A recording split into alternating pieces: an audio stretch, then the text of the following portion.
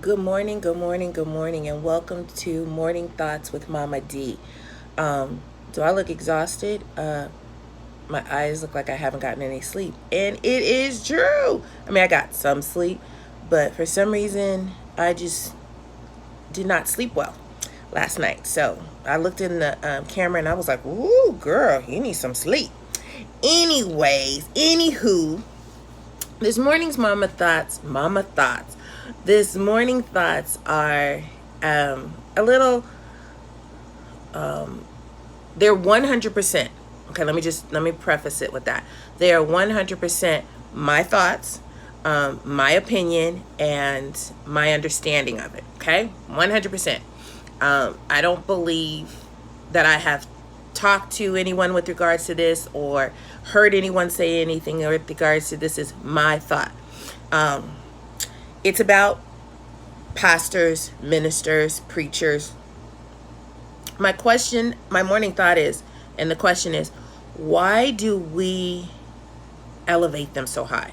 Why do we put them on a pedestal? Why do we believe that they have full reign, full autonomy, and whatever they say, let me repeat that, whatever they say goes. Now, I ask you that because it is my understanding that a preacher, pastor,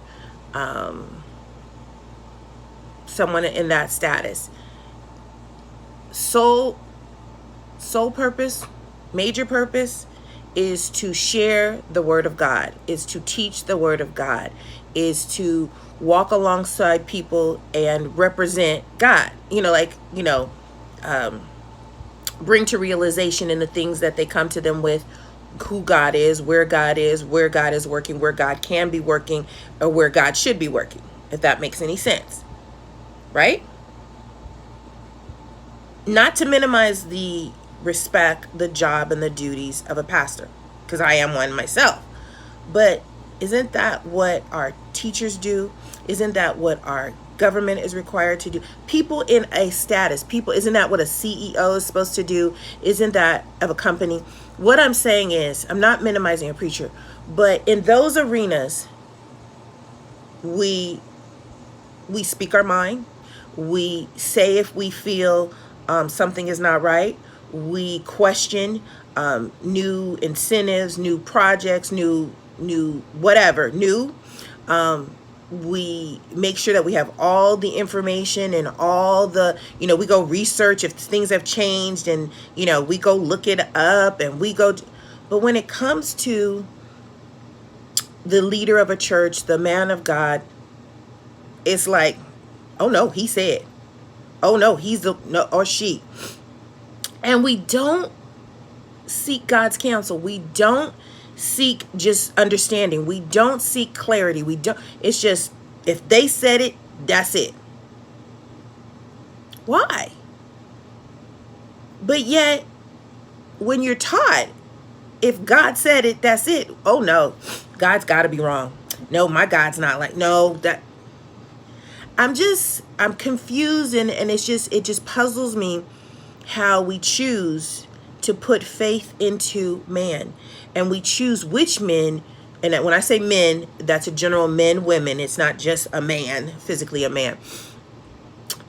We choose which, when and where we put this allegiance or this obedience, and it's just boggling to me, because I see those in positions, just some of the things they say and some of the things they do, I'm like, wait, what? Like, how is it okay? How is it okay to operate and say that you are supposed to be leading the people?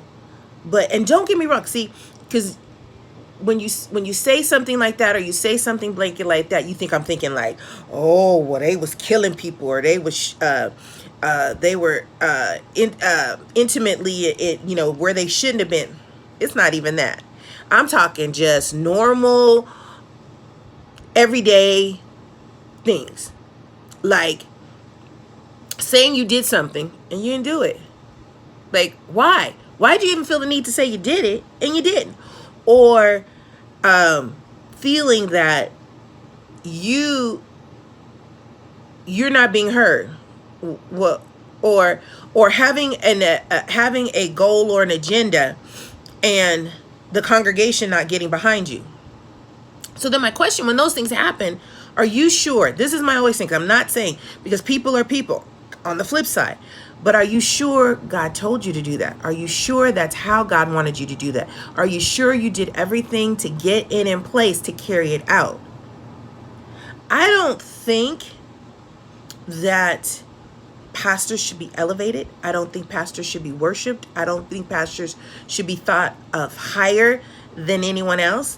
The only difference, but in my opinion, between a pastor and a layman or the congregation or someone else is that they tend, I didn't say always, they tend to study more. They tend to seek God in a deeper and a more umbrella mode than just for themselves. Because when we as people and in individuals and congregation, when we seek God for us. I don't seek God for other people. I may pray for other people, but I don't seek God for other people. And that's one thing that pastors tend to do. So why do you feel the need to elevate them? Because again, they are still human beings and they will fall just as easy as you will. They will sin just like you will. They have to answer to God just like you do. So why do we do that? And why do we pick and choose which ones we do it to? So we could have a congregation and we could have multiple pastors, but we only do that to certain ones. And then not the others. Why? Thoughts? Let me know. I'm just curious as to why. Why don't we search the scriptures for ourselves? Why don't we question things that we think are a little loopy or a little not cool? So let me know. Real talk, real life.